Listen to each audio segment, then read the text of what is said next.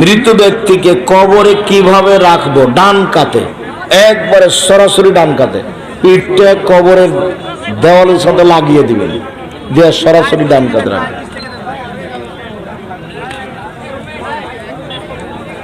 ফরজ নামাজ ইমামের সাথে পড়ার সময় নামাজ বাকি থাকলে ইমাম প্রথম সালাম ফিরানোর পর দাঁড়াবো না দ্বিতীয় সালাম ফিরানোর পর?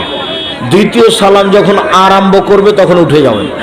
প্রথম সালাম শেষ, দ্বিতীয় সালাম শুরু। আমি আপনার একজন অনেক বড় ভক্ত হুজুর, আমার প্রশ্ন হলো, এনজিও অথবা ব্যাংকে চাকরি করা হালাল না হারাম? হারাম, একেবারেই হারাম।